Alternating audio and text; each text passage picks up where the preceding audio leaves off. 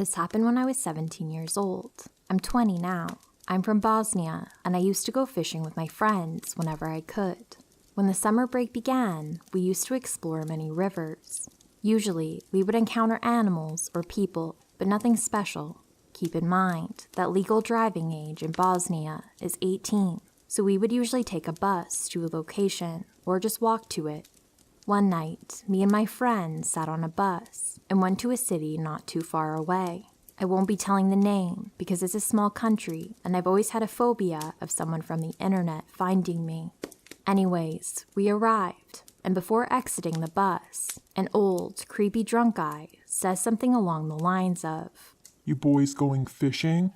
To which I replied, "Yes, in the lake, insert lake name." He added, "Well, good luck then. I hope you catch some fish." With a really creepy laugh. Anyways, we arrived to the lake, which was very beautiful, and started fishing. At around 1:30, after we had some beers, we could hear arguing in the distance. One of my friends took a flashlight and shined it in the distance, and as he went over a bush, someone clearly crouched down. As there were many of us, we weren't really scared. Me and the friend with the flashlight went to investigate it, while the others stayed near the campfire. Upon arriving to the bush, we spotted the same old drunk guy crawling in the grass. We asked him what he was doing, to which he replied he was hunting. We did not see any weapon on him whatsoever, so I proceeded to ask him, "What are you hunting without a weapon?" He got up and said, "Look, this is a coincidence. I'm gonna get going," while stumbling away. We returned and tried to enjoy the rest of the night. At around 4 a.m., we hear somebody angrily shouting in the distance again. We turn around and spot this buff guy in a black shirt, covered in tattoos. Behind him was the old guy. "What do you think you're doing on my property?" He said to us. "Sir, we were fishing and didn't know this property was yours." In the argument, I could see my friends packing the fishing rods and all the other things we brought. My friends made a run for it to the forest, leaving me and another friend. "Okay, you're gonna call your friends and tell them to come back, or else you're not leaving," says the buff guy. I, of course, did not want to do that, as I did nothing bad. We were quiet, just talking, and doing nothing to disturb anyone. And plus, the river was like 300 meters away from the houses. My friend tells this man that we're going and starts to walk. Now this is where it gets scary. The dude grabs my friend by the neck and again starts arguing with him. I jumped in and hit the guy's face and started running towards the road. He lets go of my friend and chases after me. After running for about a minute, the dude gets tired. I end up exiting the trees and go onto the street. I wait on a bench for some time and see my friend coming. He sits next to me and tells me that when the dude started chasing me, the old guy jumped on him with a hunting knife. He thankfully missed my friend, and he ended up pushing the dude and running as well. We called the cops after that. A patrol came, and we gave our statement. We called our other friends and ended up meeting up with them. The cops explained to us that the part where we had been was private property, but again, the fact that the guy grabbed my friend by the neck was not how he should have reacted. We ended up going home, and nowadays we laugh at this story.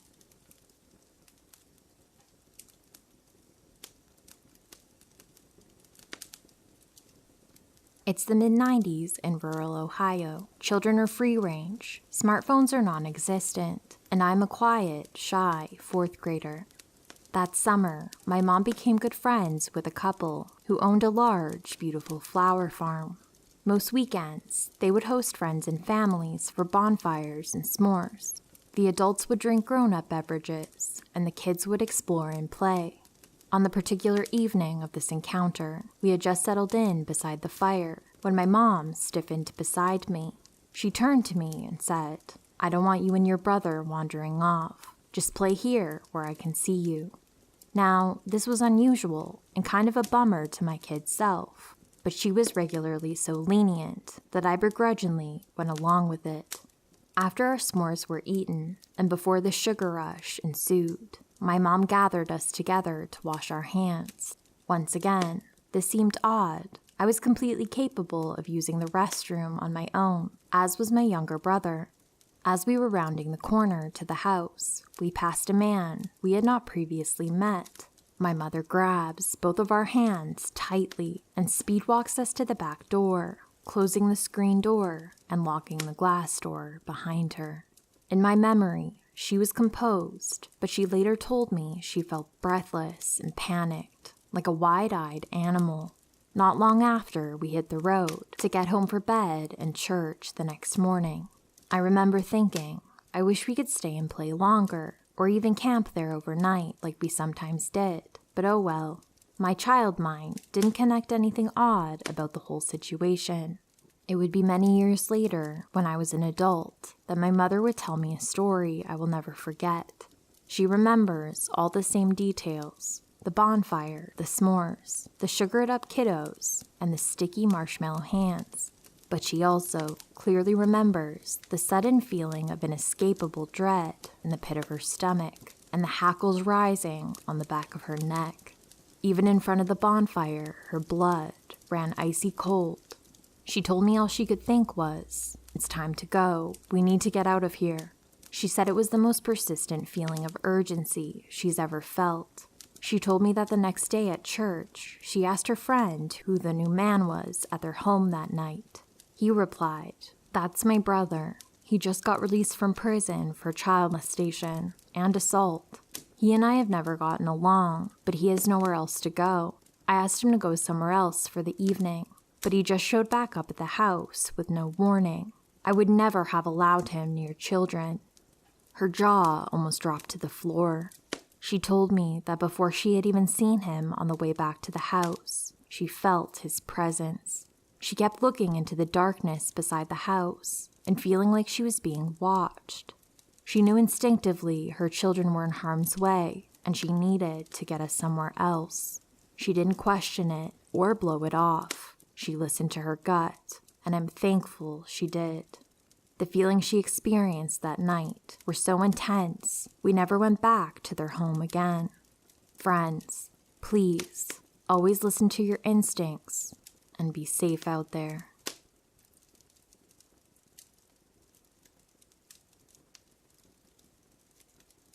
This story happened when I was in college. There was something about my early years in college that just seemed to bring on a slew of experiences that ranged from creepy to terrifying. I don't know what it was about that time in my life. This experience was somewhere in the middle of that spectrum. Anyway, one night at the beginning of summer, following my freshman year of college, some of my high school friends and I were going to a party.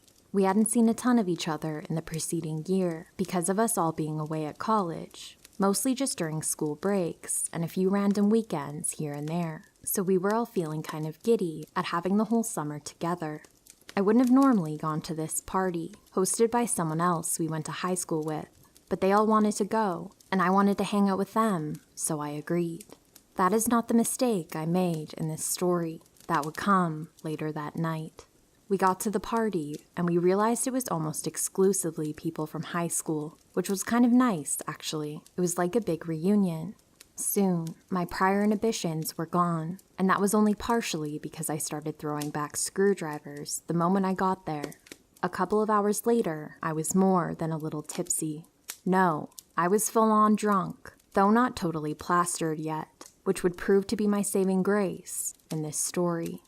After a while, a group of my friends decided to split off. The host of this party, Stephanie, lived in her parents' house still, and it was in the middle of nowhere, basically, near a forest. Forests at night both scare and enthrall me, so drunk me suggested that we go exploring. This is something my friends would not let me live down, like not ever. So anyway, this group, Lauren, Hillary, Jared, Alex, Hugo, Dean, and hostess Stephanie, plus myself obviously, decided to go on a midnight walk through the woods. It was pretty creepy, not gonna lie, but in a cool way. At least I thought so. A couple of people in the group, mainly Hillary and Alex, were pretty afraid. But Hillary went because her best friend was Lauren, and Alex had a thing for Hillary and Lauren, which was the whole thing and not the point of the story. But because of that, they both were there. They kept making comments about how creeped out they were, and I kept telling them to relax. No one else is out here, I told them. Let's just enjoy this time together. Being drunk makes me weirdly sentimental, okay? We walked through the forest for a bit, and then we came into this clearing with a lake and dock and tall grass and shit, plus a shed and what turned out to be a boathouse, both of which had seen better days. Now, Stephanie and I weren't exceedingly close, so this was my first time exploring this forest, but Dean and Hugo had before and remembered this place. They mentioned that they thought Stephanie's parents forbid them from going back there because it wasn't their property, which was true. It was like suddenly Stephanie realized where we were. I wasn't the only drunk one, okay? And her eyes got super wide, and she looked nervous. Not scared exactly, more like worried we'd get in trouble, and she said we should go back. I told her that everything was fine, since you can't totally trust the judgment of a drunk person. And because everybody else was drunk, they all agreed with me. Save for Steph, but she was outnumbered and not about to go back alone. Even Hillary and Alex were okay with staying, and because logic is a friend to drunk people everywhere, I suggested we play hide and seek, and most everyone agreed. Honestly, I don't know why people kept listening to me. Now, if I'd been sober, this is the kind of place I'd be kind of freaked out about. In a cool way, sure, but not in a let's play hide and seek kind of way. This is where things go wrong. Hugo was forced to be it because we were assholes and told him he didn't have a choice, so he went into the woods and counted while we all ran to hide. I saw Dean dart into the shed, but everyone else ran into the woods. I decided to duck down in the tall grass, which varied in height. Sometimes I could kneel, and sometimes I had to be on my stomach to be totally concealed. As I was hiding, I heard voices from the trees nearby, whispers, like the speakers were trying not to be heard. I was curious, so I made my way towards the voices, first on my hands and knees, and then eventually army crawling as the grass got shorter. I nearly shit my pants when I ran into Stephanie in the grass, who turned out to be doing the exact same thing as me. When we got closer, we realized that it was Lauren and Jared, and that was how Steph and I realized they liked each other. We were listening to them flirt and looking at each other hopefully, and I swear we had a telepathic conversation about how good they'd be together. But that was when we heard someone barreling towards us through the grass. Heart pounding, I turned to see who it was, just as Hugo threw himself down next to Stephanie and me, and he looked terrified. "Hugo, what the fuck?"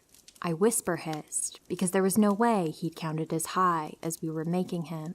We were being real jerks to Hugo that night. Sorry, man. He first looked around frantically, and then he told us what had him spooked. I'll never forget this because of the sheer terror I saw on Hugo's face and heard in his voice. "There's someone in the woods," he told us. Stephanie tried to tell him that it was probably someone else from the party, but Hugo said no. He'd seen the guy and hid behind a tree, and this guy seemed to be in his 40s, Hugo explained. And he said that this guy looked rough, too, and he just had a bad feeling, so he booked it. It was just chance that he found Stephanie and me. "He's looking for something, or someone," Hugo said, telling us that the guy was shining a flashlight around. As if on cue, someone came walking out of the woods, and then he called out, "Jim, are you out there?" He sounded kind of angry, and now I felt stone cold sober. This wasn't right, and it was about to get worse, because that's when we saw the shadow of someone rowing a boat down the lake towards the dock. The first guy walked onto the dock to meet this guy, Jim presumably, and I heard him demand, "Where is he?" The first guy sounded angry, like he was expecting another person to be there too, and the second guy, Jim, informed the first. "I fucked up." They proceeded to argue, though I couldn't hear what they were saying, and then they went into the boathouse. I was pretty sure that no one had hidden in there, but I was worried about that, plus the fact that two shifty guys were doing what seemed to be pretty shifty things. We needed to get out of there, I knew that, but Dean was still in the shed, which was too close to the boathouse for comfort, given the situation. Lauren and Jared were now making out and totally oblivious, and Hillary and Alex were fuck knows where. Why had I suggested hide and seek? That was what I kept asking myself while I tried to formulate a plan. Then we heard someone running through the woods, but like they were trying to do so quietly, and I turned to see Hillary. It looked like she was trying to find somewhere else to hide, unaware of what was happening, and I saw her run towards the boathouse. It was like time stopped, and I didn't know what to do, how to stop her. Honestly, I froze. But then Hillary hesitated when she got to the door. She would later tell us that the voices she heard inside gave her pause, thank Jesus. And then the door swung open. It was like something out of a movie. Hillary was now hiding behind the open door, and the first guy stood in the doorway looking around. I think he must have heard Hillary, who was not being nearly as quiet as she thought she was. If he closed that door from the outside, he'd see Hillary, and then we'd be well and truly fucked. Luckily, he went back inside and closed the door. We had to get the hell out of there, but we still had to go get Dean, Lauren, and Jared and find Alex. We didn't have a lot of time, I didn't think, so we had to be fast. And then suddenly, Hugo stood up, cupped his hands around his mouth, and bellowed, "Caw-caw! Caw-caw!" He apparently thought we were in a movie. I just looked at him with a, "What the fuck, Hugo?" expression on my face. It was not what I would have done, but I'll be damned, it worked. Hillary came sprinting towards us, as did Alex, who had been hiding behind the boathouse. Likewise, Dean emerged from the shed, and Lauren and Jared detached themselves from each other. Alas, the two men in the boathouse heard us too and came busting out, but by that point, we were all sprinting away. I swear, I've never before, nor since, run that fast. At one point, Stephanie tripped, and I practically ripped her arm out of her socket while pulling her to her feet. Sorry, Steph. The guys chased us for a bit at least, though I don't know for how long, because we just kept running until we got back to Stephanie's house. The party was still going, and the men hadn't followed us beyond the woods, but we were too freaked out to stay. I called my brother to come pick us up, and we all left. Even Stephanie, who left her house unattended, save for the drunk partygoers. We spent the night at my brother's house that night, and then we went back to Steph's house to help clean up the next day, because honestly, this experience kind of bonded us in a weird way. Lauren and Jared are now married. Hillary and Alex were both in the wedding. Alex briefly mentioned this incident in his speech. I lived with Dean for a bit following college, and Hugo is one of my best friends, as is Stephanie, which is weird because we weren't really friends before that. But I swear, we thought we were going to die that night, all of us, except maybe Lauren and Jared. Even Dean heard what was happening outside the shed and was waiting for the right time to make his escape. You can't go through something like that and not come out closer. It's strange, but also kind of nice. Like we have this shared history, which was true before this because of going to school together, but it's different now. I wanted to go back to investigate in the light of day, but only Dean wanted to go with me, but I thought maybe that wasn't enough people. I was still pretty spooked, though intrigued.